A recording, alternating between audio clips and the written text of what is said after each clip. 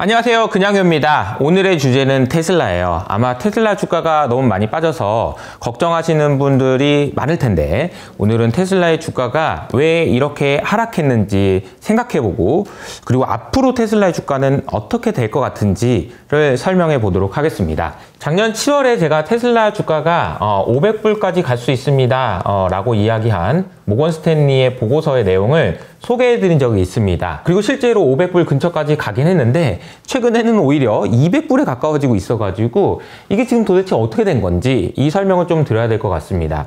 근데 이제 당시에 500불에 대해서 제가 설명할 때 사업별로 나눠서 자동차의 가치는 이 정도로 인정받는 것 같고요. 그리고 에너지는 이 정도고요. 나머지는 어떻게 돼가지고 500불까지 갈 수도 있습니다. 이렇게 이제 설명을 드렸었잖아요. 그 내용을 좀 다시 한번 생각해 볼게요. 우선은 첫 번째, 자동차, 즉 전기차 부분이 아마도 150불 정도 되는 것 같습니다 라고 이제 말씀을 드렸습니다. 자동차 부분의 가치가 150불 대략입니다. 대략 요 정도 되는 것 같고, 그리고 이제 테슬라의 에너지 부분도 굉장히 고성장을 하고 있는데 요게 대충 한 60불 내외 정도 되는 것 같습니다. 그래서 이 두 개를 합치면 여전히 지금 캐시플로우가 나오고 있는 장사를 하고 있는 사업부죠. 요거 두 개 합치면은 대략 한 200에서 220불 정도 되지 않겠냐라고 생각할 수 있습니다. 그러니까 나머지 테슬라가 가지고 있는 많은 기대감을 제외하고라도 요 정도 수준이면은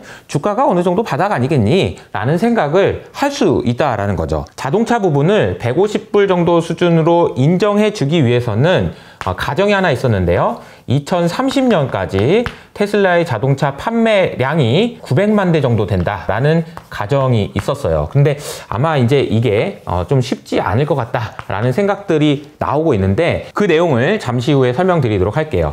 그리고 이제 세 번째는 아마 FSD를 포함해서 로보택시나 FSD와 같은 소위 말하는 소프트웨어를 외부에 판매할 수 있다, 이런 부분들을 가치를 높게 평가해서 요거 그냥 대충 잡으면 한 300불 정도 될 것 같아, 이런 식으로 해가지고 합치면 대충 500불 뭐 이런 느낌이었던 거거든요. 그리고 트럼프가 당선된 이후로 FSD 이거 지금 규제도 풀어주고 가능하겠다, 이런 이야기가 나왔었는데, 그러면 오늘은 이 내용들이 주가에 반영되어 있다면 왜 주가가 요즘에 힘없이 이렇게 빠지는지에 대한 설명을 드려보도록 하겠습니다. 첫 번째로 이 판매량과 관련된 고민들이 있는데요. 자, 테슬라의 판매량을 간단하게 한번 정리해 보도록 하겠습니다. 전기차 판매량이죠. 그럼 이걸 그림을 한번 그려보면은 2020년 당시에는 테슬라의 판매량이 대략 한 50만 대 정도 됐습니다. 900만 대면 한참 멀었네요. 그런데 이게 불가능할 것 같지 않았던 게 2023년, 그러니까 3년 만에 50만 대가 180만 대로 급증하게 됩니다. 와, 거의 3배가 올랐네. 이런 속도라면 이렇게 해가지고 900만 대까지 갈 수 있겠다, 이런 생각을 했었던 거죠. 근데 작년 2024년에는 잠깐만, 180만 대를 팔았습니다. 연초부터 이거 좀 만만치 않은데 이런 얘기가 나오더니 180만 대에 머물렀어요. 그리고 이제 올해죠. 2025년에도 아마 크게 증가하지 못할 것 같습니다. 올해도 180만 대, 뭐 잘하면 200만 대, 이런 분위기라는 거죠. 아니, 일로 이렇게 해서 가야 되는데 이러면 어떻게 해? 라는 이제 고민이 든다는 겁니다. 그래서 테슬라 전기차의 판매량이 어떤 식으로든 위로 올라갈 수 있다라는 기대감을 다시 갖게 만들어주는 것이 중요할 것 같습니다.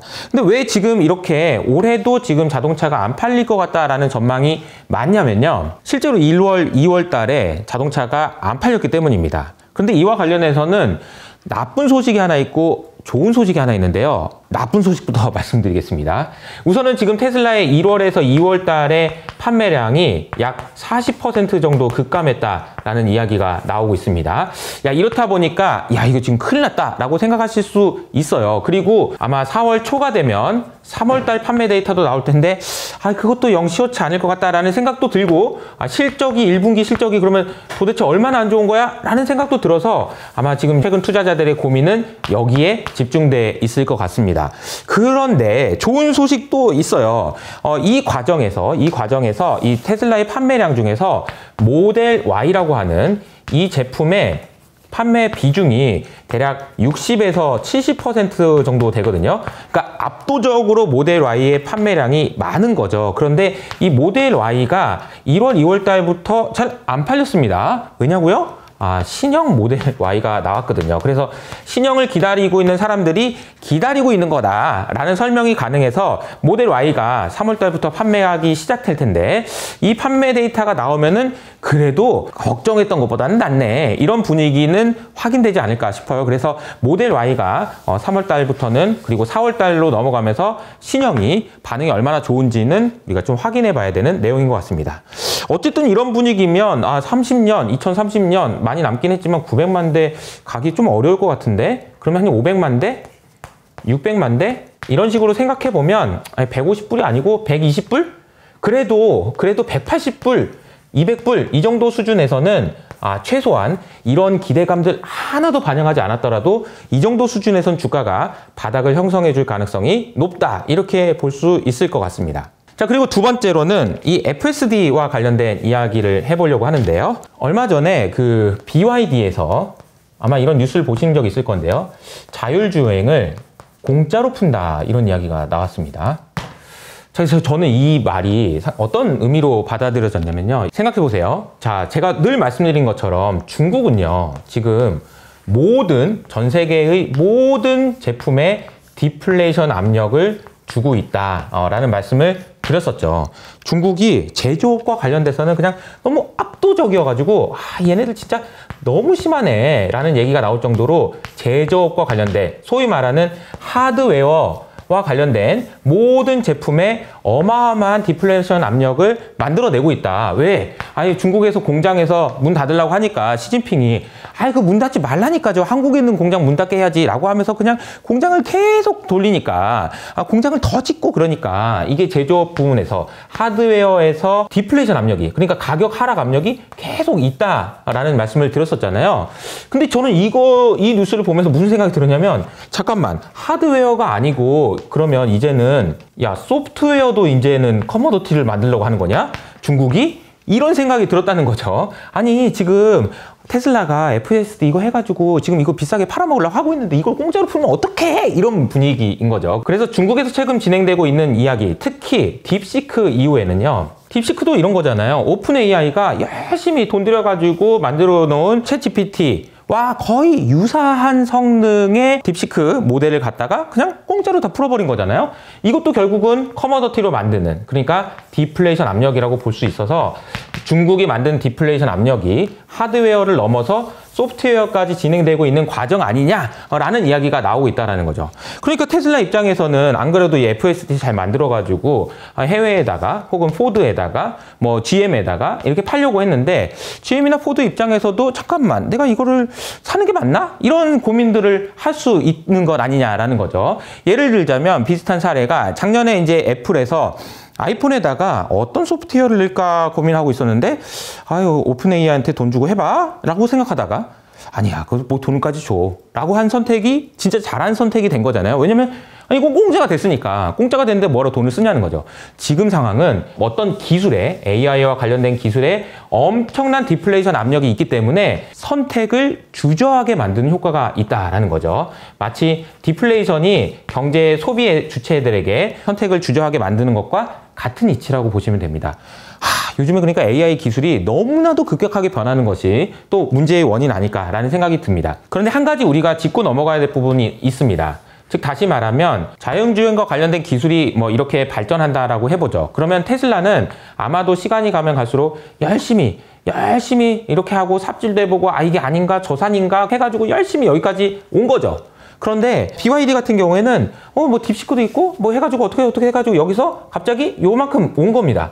그러니까 사실 BYD의 기술력하고 테슬라의 기술력은 비교할 수가 없죠. 그런데 문제는 뭐냐면은 사람들이 보기에는 이 차이를 뭐 차이가 있긴 한데 그 돈 줘야 되나? 라는 정도라는 겁니다. 왜냐하면 BYD도 그렇고 테슬라도 그렇고 여전히 전방을 주시해야 된다는 의무가 있기 때문이에요. 이건 이제 언슈퍼바이즈드가 아니고 슈퍼바이즈다라고 이야기를 하는데요. 일단 사람이 감독을 해야 되는 거죠.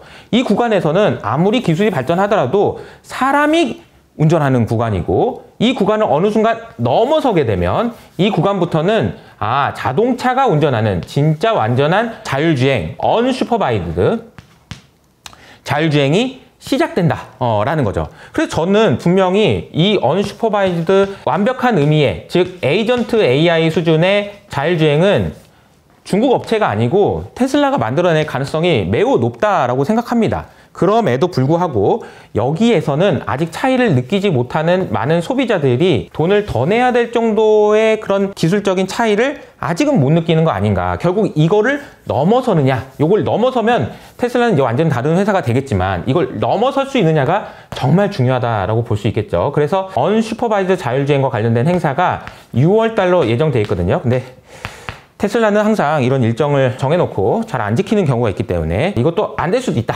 라는 생각을 하시는 게 좋지 않을까라는 생각입니다. 자, 그러면 정리를 좀 해볼게요. 테슬라의 주가가 500불까지 가기 위해서는, 혹은 모건 스탠리가 최근에는 테슬라 주가가 200불 갔다가 800불까지 갈 수 있다 이런 이야기도 했는데, 그럼 800불은 또 어디서 나온 거야? 라고 생각할 수 있잖아요. 자동차, 에너지 둘이 합쳐서 200, FSD 300. 이게 근데 뭐 BYD 때문에 좀 낮아지는 듯 보이지만 결국에는 이제 올라간다 치고, 그리고 이제 또 하나가 휴머노이드인 거죠. 어쨌든 시장의 관심이 피지컬 AI, 휴머노이드 로봇 뭐 이런 쪽으로 가고 있는데, 역시나 휴머노이드 로봇에서 가장 선두주자는 누구냐? 이렇게 해가지고 삽질해가지고 지금 만들어낸 게 누구냐? 그럼 이것도 테슬라라는 거죠. 그래서 휴머노이드 로봇에서 누가 제일 먼저 1등이 될 거냐? 이것도 역시 테슬라의 가능성이 높죠. 그러면 이 정도 되면은 이제 한 300불? 그러면 300, 200, 800 이렇게 된다라는 겁니다. 그러니까 이런 희망을 가진다면 결국 테슬라의 일론 머스크가 지금 6월달 행사를 앞두고 지금 행사 준비를 하지 않고 백악관에 있는 것, 그래서 지금 막 도진이 뭐니 이런 거 하고 있는 거, 이 꼴도 보기 싫다 이런 생각을 하시는 분도 있을 거고, 좀 걱정하시는 분도 많이 있겠죠. 그래서 테슬라의 주주분들이라면 이런 생각을 좀 하시는 게 필요할 것 같습니다. 우선은 주가의 바닥은 이 어딘가쯤에서 형성이 될 가능성이 높다. 이미 1월달, 2월달의 판매량을 보고 실망하는 투자자들은 주식을 많이 팔았다. 이게 첫 번째고요. 두 번째로는 4월 초에 발표된 3월 실적, 그리고 1분기 실적 발표 때까지는 테슬라의 주가가 탄력을 받고 올라가기는 좀 어려울 것 같다. 왜냐하면 판매량이 너무 부진하다. 이런 부분. 그리고 6월 달에도 기대감이 많긴 하지만 이게 너무 기대감을 갖지 말자 라고 한다면 4월, 5월, 6월 달까지 주가가 조금 더 빠지거나 횡보하더라도 나는 버틸 수 있다 라고 생각하시는 분들은 계속 투자하셔도 된다고 생각합니다. 저는 팔지 않고 기다려볼 생각입니다. 왜냐하면 앞서 말씀드린 대로 FSD 물론 우려가 있습니다. 그리고 휴머노이드 언제 될지 몰라요. 하지만 저는 일론 머스크가 도지 이 일을 끝내고 나면 분명히 우리가 기대하는 일들을 해낼 수 있을 거라고 생각하기 때문에 저는 이 정도의 가격대는 충분히 기다려볼 만하다. 대신에 각오는 좀 하자, 이런 이야기라고 보시면 되겠습니다. 정리를 하면은 최근 테슬라의 주가 하락에도 뭐 자동차 판매 부진, 그리고 BYD의 자율주행 공짜 선언 이런 부분들이 연결돼 있다라는 말씀을 드렸는데, 마지막으로 딥시크에 대한 이야기를 좀 드리면요. 딥시크 이후에 제가 중국이 정말 많이 바뀌었다라는 이야기를 했는데, 중국 중에서도 가장 많이 바뀐 사람이 시진핑이라고 하더라고요. 중국의 시진핑이 딥시크 이후로 자신감이 진짜 많이 올라갔다라고 하더라고요. 그래서 시진핑이 트럼프가 전화를 해도 전화를 잘 안 받는데요. 전화 다시 하라고 해도 전화 안 하고. 근데 그 이유가 딥시크 보니까 우리 할 수 있다. 트럼프 어차피 제 4년 있으면 나가는 거죠. 중간 선거까지만 버티면 되는 거 아니야? 그러면 지금 뭐 전화 받지 마. 이런 분위기라는 거죠. 이런 분위기다 보니까 트럼프 입장에서는 더 강력하게 나올 수밖에 없는 그런 상황이 되고, 이것이 나비 효과가 돼서 최근 주식시장도 상당히 많이 흔들리는 그런 원인이 된 것 아닌가라는 생각이 드는데요. 3년 전에 챗GPT가 시장에 많은 영향을 줬던 것처럼 올해는 딥시크가 가져오는 수많은 변화들을 계속해서 면밀히 보면서 체크해 봐야 될 것 같은데, 그 핵심은 또 중국 주식이 될 것 같아서 중국 주식과 관련된 관심도 계속해서 가져보셔야 되지 않을까라는 생각을 말씀드리겠습니다. 오늘 내용이 좋으셨다면 좋아요와 구독 버튼을 잊지 마시고요. 최근에 미국 주식이 너무 힘들어가지고 많은 분들이 힘들어 하시는데 힘내시고요. 투자 하루 이틀 할 것 아니니까 객관적이고 냉정하게 투자 판단하시는데 도움이 되셨으면 좋겠습니다. 그럼 저는 여기서 인사드릴게요. 지금까지 그냥이었습니다.